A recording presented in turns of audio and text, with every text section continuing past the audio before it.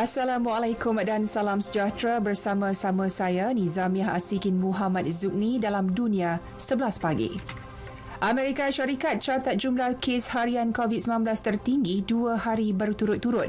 Menurut data terkini yang dikeluarkan Johns Hopkins University, negara itu merekodkan 88,973 jangkitan baharu pada Sabtu, jauh lebih tinggi berbanding 79,963 pada hari sebelumnya.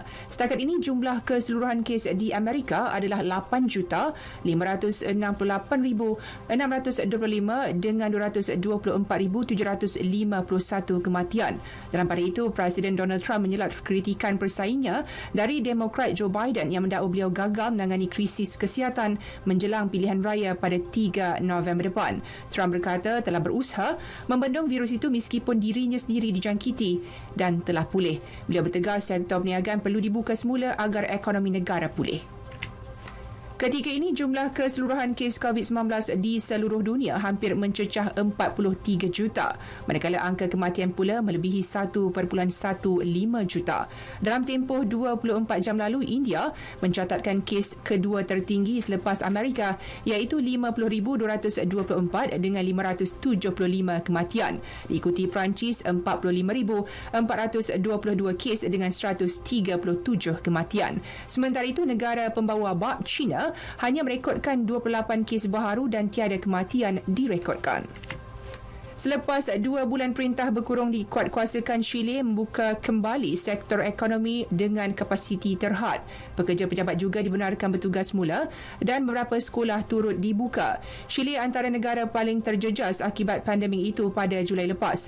Sehingga kini negara itu merekodkan keseluruhan 500,542 kes positif COVID-19, manakala jumlah kumulatif kematian pula adalah 13,892. Sementara di Rom, rusuhan berlaku antara pihak berkuasa dan penyokong kumpulan sayap kanan berikutan ingkar perintah berkurung yang baru dilaksanakan. Beratus-ratus penyokong Forza Nova berkumpul di tengah-tengah dataran ibu negeri itu menjelang tengah malam perintah itu berkuat kuasa. Ia dilaksanakan bagi membantu Itali mengurangkan kes jangkitan COVID-19. Itali melaksanakan 19,644. Itali mencatatkan 19,644 kes baharu. Kerajaan turut mempertimbangkan untuk menyekat operasi pusat hiburan dan restoran. Dalam perkembangan lain, ratusan penyokong Presiden Bolivia Luis Arce berhimpun di Bandar Aden Al Alto sebagai tanda sokongan selepas pemimpin itu memenangi pilihan raya presiden. Arce berjanji akan bangunkan negara itu selepas tahun berdepan kemelut politik dan wabak COVID-19. Beliau menangi lebih 55% undian untuk menggulingkan pemimpin kiri parti itu, Evo Morales. Arce yang merupakan Menteri Ekonomi bawah pimpinan Morales tidak akan menyerahkan bekas presiden itu dalam pentadbirannya kelak. Bola sepak Liga Perdana Inggeris, Liverpool bangkit daripada ketinggalan untuk menewaskan Sheffield United 2-1. The Reds kini berkongsi 13 mata bersama pendahulu Everton. Pada aksi di Anfield, pelawat terlebih dahulu di depan menerusi jaringan penalti Sander Berge pada minit ke-13. Skuad Jurgen Klopp berjaya menyamakan kedudukan pada minit ke-41 melalui Roberto Firmino sebelum Diego Jota memastikan Liverpool meraih 3 mata menerusi gol tandukannya pada minit ke-64.